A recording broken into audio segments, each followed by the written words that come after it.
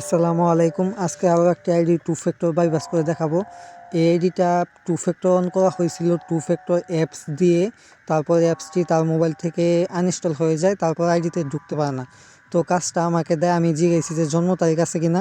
সে বলছিল যে তার আইডিতে তার জন্ম তারিখটা মনে নেই। আমি বলছি যে তাহলে আইডি পাসওয়ার্ড দাও, দেখি অন্য কোনো সিস্টেম আছে কিনা। তারপর দেখি যে এখানে টেকে ভিডিও সেলফি আছে। তারপর এখানে আমি নতুন একটা জিমেল দিয়ে দেবো, যেটাই কোনো ফেসবুক, ইনস্টাগ্রাম বা মেটা নেই। তারপরে ওই জিমেলে একটি কোড যাবে। কোডটা আমি এখন জিমেলে গেলেই কোডটা পাওয়া যাবে। আচ্ছা, এখানে একটু যদি রিলোড দেওয়া হয় তাহলে কোডটা আইসা পড়বে। এইটা আসতে মূলত 2-3 সেকেন্ড সময় লাগে। আচ্ছা, কোডটা আইসা পড়ছে। এখন কোডটা নিয়ে ওইখানে বসাই দিলেই আমাকে ভিডিও সেলফি দিতে দিবে, মানে আমার ফেস ভেরিফিকেশন করতে দিবে। আচ্ছা, কোড দেওয়ার পরে নেক্সটে চাপ দিয়ে দিলাম। এখন বলতেছে যে আপনার ভিডিও সেলফি, মানে টেকে ভিডিও সেলফি দিন। এইখানে আপনার ফেস ভেরিফিকেশন করে নেবেন, তাহলেই হবে। আচ্ছা, ভেরিফিকেশন ভিডিও সেলফিটা দিয়ে আমি সাবমিট করে দিলাম।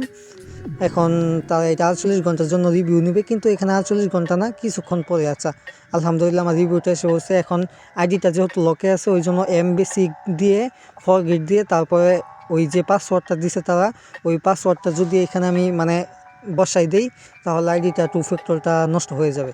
আচ্ছা, এখন আমার পাসওয়ার্ডটা কপি করা শেষ। এখন এখানে পাসওয়ার্ডটা দিয়ে দিলাম। এই যে নেক্সট, দেখি নেক্সটে কী আসে।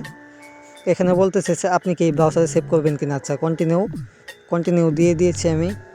এখন বলতেছে আপনি কি এই নাম্বারে টু ফ্যাক্টরটা রাখবেন কিনা। আমি বলছি না, মানে নোতে চাপ দিলে টু ফ্যাক্টর না। তারপর বলতেছে যে আপনি কি টু ফ্যাক্টর অন করবেন বা টু ফ্যাক্টর অন করবেন না। আচ্ছা, আমি বলছি অন করবো না।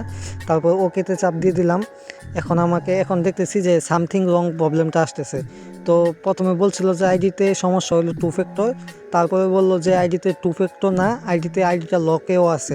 আচ্ছা, এখন m.facebook.com দিয়ে এখানে সার্চ দিছি, তখন আইডিটা আমার শো করতেছিল না, সামথিং রং আসতেছিল। তারপর আমি যখন free.facebook.com দিয়ে সার্চ দিলাম, তখন দেখি যে আইডিটা আনলকে আছে, আনলক করতে বলতেছে।